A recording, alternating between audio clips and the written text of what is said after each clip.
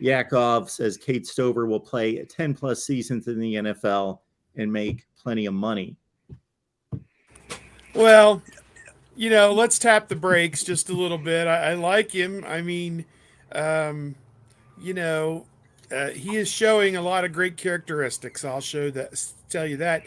And Coach made a very good point that it really helps the cause when you have a guy who you can line up tight at tight end, and he can block, a defensive end, or he can get out in space and has the agility to block a linebacker or a defensive back, and then has the ability to come off the line of scrimmage and catch passes that the quarterback dumps off to him, or go out on a pattern and make a play downfield. And he's starting to do all of that. So you split out wide too. He was in the slot a couple of times and went out for passes there as well. So he's not just a tight end anymore. He's a little bit of everything. And that's when you really have value, because what the defensive coaches are looking for are the personnel groupings to tell them what the next play is going to be.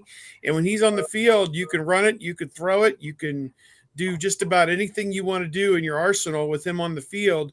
So him being on the field is not a tip to the defense of what's coming, certainly, and they could do a lot with him. So, he's not just the run-only tight end that they trot out there to block. I mean, he's there. He's an every down player now, it seems like. So he's earned it. And he's worked really hard to improve his craft, and you can tell that hard work's really starting to pay off. I could see him not playing 10 years in the league because he probably wants to get back to the farm.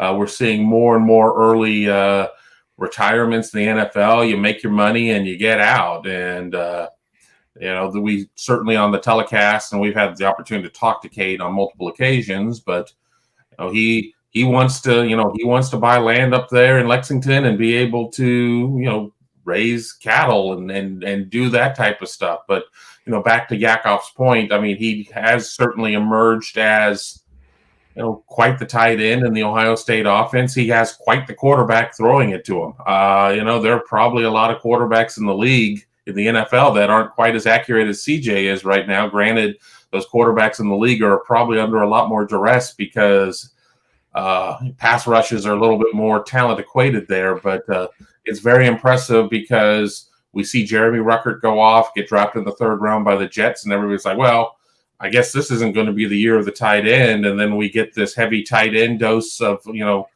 Stover early in the game, a couple of touchdowns. Honestly, probably should have had a third one with just a slight overthrow. I mean, he's really accomplishing everything.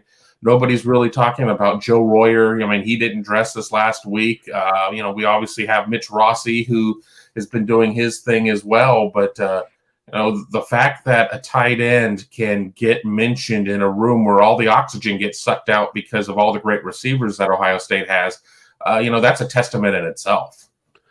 Kevin, are you saying Cade Stover is going to play in the NFL until the cows come home? Yeah, that's exactly what I'm saying. That's funny. I will say this is one of my favorite stats. Over the last 25 years, every single tight end that Ohio State has signed who did not medically retire, transfer, or move positions has made money in the NFL. There you go. That's a stat. That may just be practice squad. That may just be a cup of coffee. But every single one of those guys has signed cashed a check from the NFL. So I think Cade Stover, however long he'll be in the league, will be doing that as well. So Jeremy Ruckert, I don't know if this was the Browns game 2 weeks ago or this was this past Sunday. I saw the ball headed in his direction. I thought, oh, there's Jeremy Ruckert going to get a catch. Oh, he dropped it. But just one drop out of Jeremy. So not a big deal there.